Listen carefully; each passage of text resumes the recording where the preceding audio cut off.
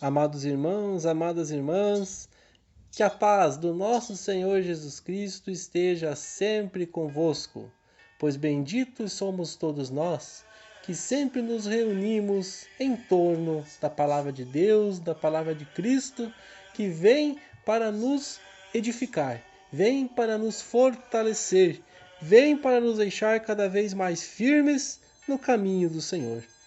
Reunimos-nos hoje mais uma vez em comunidade, para todos juntos partilharmos da palavra de Deus, que além de nos transmitir uma mensagem de incentivo e confiança, é o que nos prepara para recebermos o Cristo ressuscitado em nosso coração. Se recebêssemos a comunhão, sem antes partilharmos da mesa da palavra de Deus, Cristo não poderia agir por completo em nosso ser.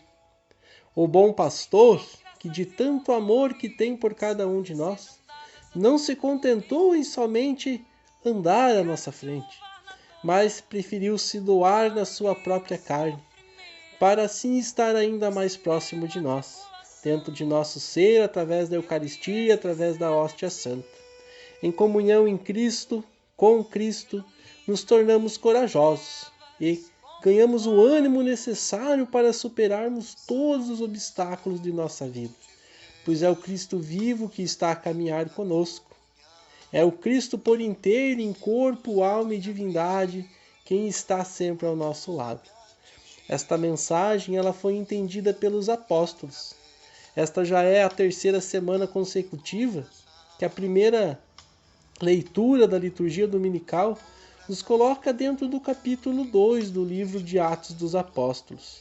Esse capítulo ele nos conta como foi a descida do Espírito Santo sobre os apóstolos reunidos no cenáculo. Antes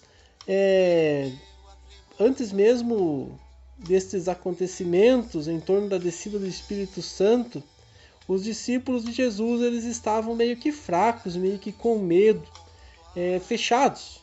Eles estavam isolados da vida, tinham medo. Porém, esse acontecimento da descida do Espírito Santo ele será vivido de forma mais intensa por nós daqui a 3 semanas, quando participarmos da celebração de Pentecostes.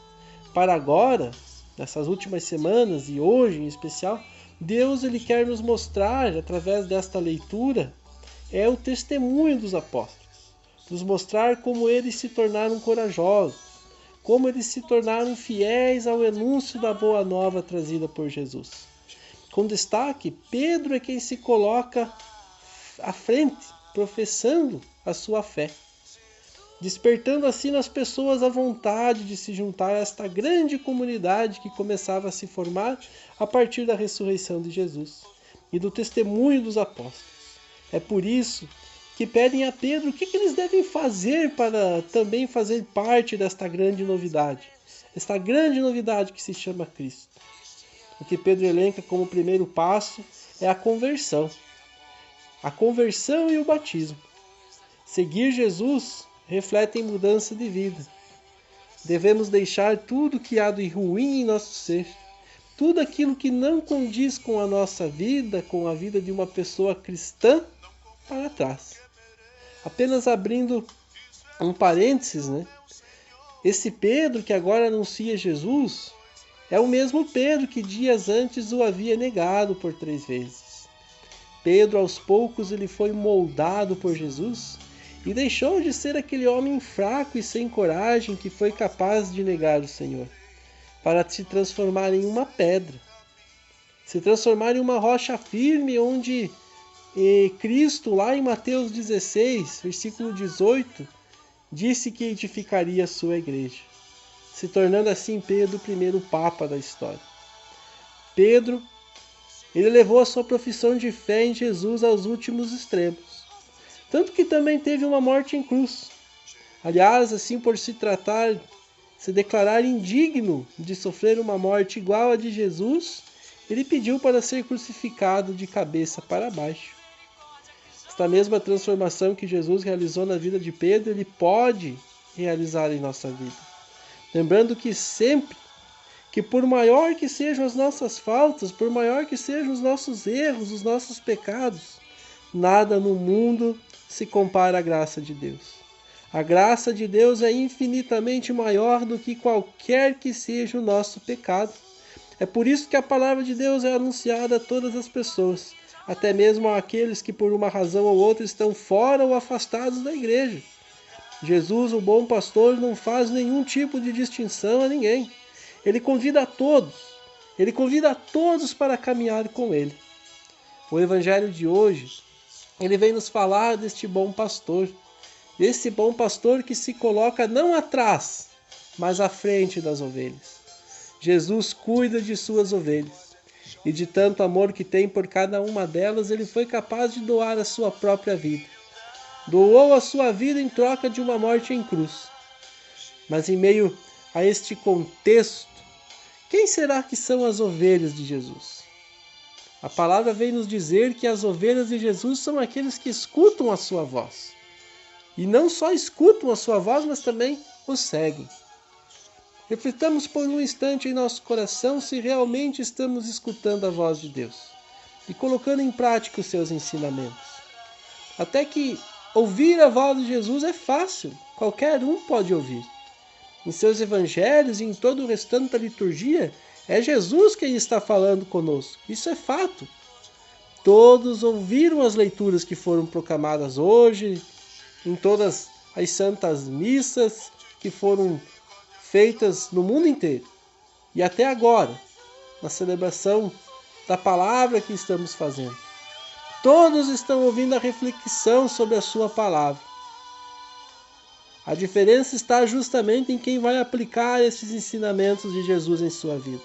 Seguir a voz de Jesus é bem diferente de simplesmente ouvir a sua voz. Isso nos faz refletir se estamos realmente escutando a voz de Jesus em nossa vida. Quantas são as vezes que deixamos de ouvir a voz de Jesus? Quantas são as vezes que deixamos de seguir o seu caminho? Seguir Jesus significa não estar em cima do muro. Hoje, com o surgimento de tantas denominações religiosas que se intitulam como igrejas, devemos estar muito centrados em que a boa nova de Jesus nos fala. Pois muitos são os falsos pastores que nos anunciam Jesus diferente daquele que realmente ele é. Quando Jesus, o bom pastor, nos chama, ele nos convida a carregar a nossa cruz e o seguir. Ele não diz, me siga e não terás mais problemas. Seguir Jesus significa ter força para superar os desafios da vida. Seguir Jesus significa saber onde encontrá-lo, pois quem não sabe onde encontrar Jesus, talvez até já o tenha encontrado. E por não saber quem ele realmente era, não o tenha percebido ao seu lado. Quantas são as pessoas que saem da igreja que Cristo constituiu à custa de seu sangue e mudam para segmentos religiosos que pregam somente a prosperidade e a riqueza. Prosperidade e riqueza são coisas do mundo. Deus, através da sua graça edificante, ele pode sim nos trazer a riqueza e nos trazer a prosperidade. Mas lembrem de que ao fim de nossa vida terrena isso não vai conosco. Logo, a prosperidade e a riqueza não é tudo. Jesus nos oferece algo muito maior que isso, que é o perdão de nossos pecados e a vida eterna. Algo muito grande. Basta olharmos para nosso ser e pensarmos talvez num pecado muito grande, numa falta muito grande que alguém tenha cometido contra nós. E veremos que não é fácil perdoar. Nós, como humanos, não achamos fácil perdoar 1 ou 2 pecados de um irmão que o irmão fez para nós. Jesus, ele nos promete perdoar todos os nossos pecados. É Jesus. É Jesus que deve ser o mestre, deve ser o caminho pelo qual devemos seguir. Em um único sacrifício, Jesus foi capaz de nos trazer a vida. Isso porque no madeiro da cruz ele carregou o peso de todos os nossos pecados, conforme nos disse São Pedro na segunda leitura de hoje. Sigamos então os passos do bom pastor, sendo sinal de diferença na terra. Não a diferença que destrói, que separa, mas a diferença que prova o contrário, que mostra que vale a pena sim seguir o caminho de Deus. Jamais deveremos pagar o mal com o mal, o ódio com o ódio, mas nos esforcemos para seguir o exemplo do Mestre, que foi capaz de amar até mesmo aquelas pessoas que o fizeram mal. Agindo desta forma, com certeza seremos participantes da vida que Ele nos oferece, que não é uma vida desta forma que estamos acostumados, que sempre irá terminar com a morte, mas é uma vida em abundância, uma vida que, se ressuscitados em Cristo, durará para sempre, para toda a eternidade, ao lado de Deus, ao lado de Jesus, ao lado de Maria, ao lado de todos os santos e santas da Igreja. Que o Senhor nos conceda um abençoado e santo domingo a todos. Fiquem todos na paz e na graça de Deus. Amém. Como um Deus tão grande e soberano se faz pequeno um pedaço de pão, só por amor.